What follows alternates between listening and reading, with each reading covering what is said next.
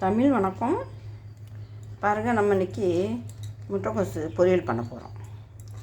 பாருங்களேன், தேங்காய் இல்லாமல் இந்த முட்டைக்கோசை நம்ம பொரியல் பண்ணுறோம். தேங்காய் இல்லாமல் பாருங்கள், நல்லா பொடிசாக இப்படி கட் பண்ணி வச்சுருக்கோம். இந்த முட்டைக்கோசு இதுக்கு தேவையானது பாருங்கள், கருவேப்பிலை எடுத்து வச்சுருக்கோம், வெங்காயம் கொஞ்சம் வச்சுருக்கோம், 2 பச்சை மிளகா கட் பண்ணி வச்சுருக்கோம், தேவையான உப்பு வச்சுருக்கோம், கொஞ்சமாக கேரட்டு திருவி வச்சுருக்கோம்.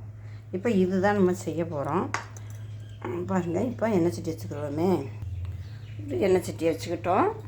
பாருங்கள், எண்ணெய் வந்து நல்லெண்ணெய் போடுறோம். நல்லெண்ணெய் ஒரு ஒன்றரை ஸ்பூனுக்கு நல்லெண்ணெய் போட்டுக்கிட்டோம். கூட என்ன செய்கிறோன்னா, கொஞ்சமாக பாருங்கள், கொஞ்சமாக கடுகு போட்டுக்கிட்டோம். இந்த கடுகு இந்த எண்ணெயில் நல்லா கடுகு நல்லா பொரிஞ்சிருச்சு. கூட என்ன செய்யணும் பாருங்கள், முழு உளுந்து இதில் சேர்த்துக்கிறோம். நல்லா இந்த உளுந்தும் வந்து நல்லா உளுந்து வதங்கிருச்சு. இப்போ என்ன செய்யணும், இந்த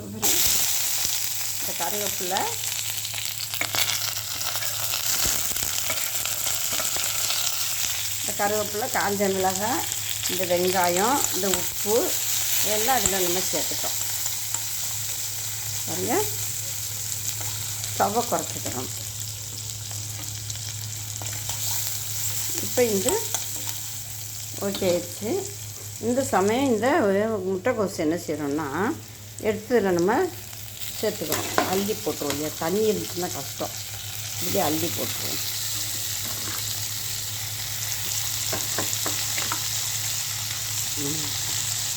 முட்டைக்கோசு இதில் சேர்த்துட்டு நல்லா கிண்டிட்டு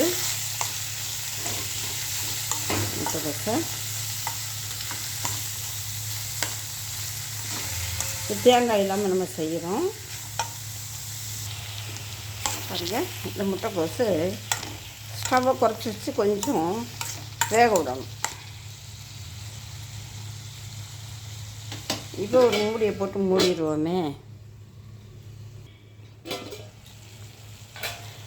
பாருங்கள், தண்ணி இல்லாமல் தான் செய்யணும். பாருங்கள், தண்ணி இல்லை. பாருங்கள், தண்ணி இல்லை. இந்த முட்டைக்கோசில் உள்ள தண்ணி தான், அந்த ஈரம் தான் இதில் இந்த முட்டைக்கோசை வேக வைக்கும். இப்போ இன்னும் கொஞ்சம் வேகணும். பார்த்தீங்களா, இன்னும் கொஞ்சம் வேகணும். கொஞ்சம் மூடி வச்சு பாருங்கள், இந்த முட்டைக்கோசு இந்த ஆவியிலே வெந்துக்கிட்டு இருக்கு. ஸ்டவ்வை குறைச்சி தான் வேக விடணும். இன்னும் கொஞ்சம் இந்த முட்டைக்கோசு வேகணும்.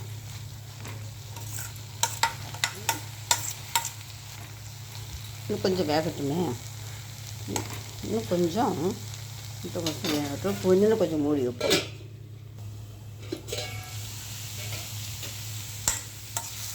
பாருங்கள், இந்த முட்டைக்கோசு நல்லா வெந்துருச்சு.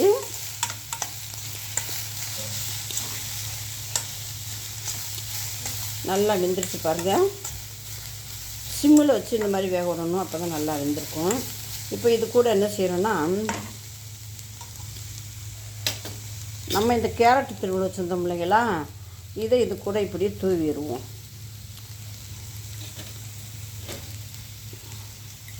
இந்த கேரட்டு திருவிழா தூவி, இந்த கேரட்டு வேக வேண்டியதில்லை, சும்மாவே சாப்பிட்டுக்கலாம். கேரட்டு மட்டும் வேக வச்சு சாப்பிட வேண்டாம், சும்மா சாப்பிட்டுடலாம். அவ்வளோ நல்லது உடம்புக்கு. இப்போ ஸ்டவ்வை நிறுத்திடணும்.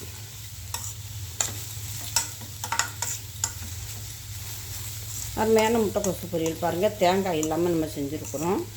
அருமையான முட்டைக்கோசு பொரியல். பாருங்கள், அருமையான முட்டைக்கோசு பொரியல் தேங்காய் இல்லாமல் செஞ்சுருக்கோம். நம்ம இப்போ ஸ்டவ்வை நிறுத்திடுவோம்.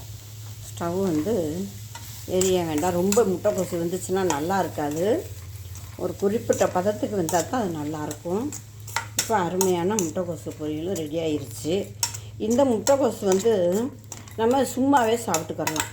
சாப்பாட்டுக்கு தான் சாப்பிடணுன்ட்டு இல்லை, இது சும்மாவே சாப்பிட்டுக்கிறலாம். ஒரு கிண்ணத்தில் அள்ளி வச்சு உட்காந்துக்கிட்டு நம்ம பாட்டுக்கு டிவி பார்த்துக்கிட்டோ, இல்லை உட்காந்துக்கிட்டோ, புக்கு படிச்சுக்கிட்டோ, ஒரு ஸ்பூன் அள்ளி வச்சு நம்ம பாட்டுக்கு சாப்பிட்டுக்கிறலாம். அருமையான முட்டைக்கோசு பொரியல் ரெடி ஆயிடுச்சு. பாருங்கள், அருமையான முட்டைக்கோசு பொரியல். இது மாதிரி செஞ்சு கொடுங்க. குழந்தைகளுக்கு காரம் இல்லாமல் செஞ்சு கொடுத்தீங்கன்னா குழந்தைங்க சாப்பிடும். இந்த வெயிலுக்கு காரம் சேர்க்கக்கூடாது, காரம் இல்லாமல் தான் எதுவும் செஞ்சு சாப்பிட்ணும். லைட்டாக காரக்குழம்பு வச்சு காரத்துக்கு எடுத்துக்கலாம். பாருங்கள், இது அருமையான முட்டைக்கோசு பொரியல். இது மாதிரி செஞ்சு குழந்தைகளுக்கு கொடுங்க.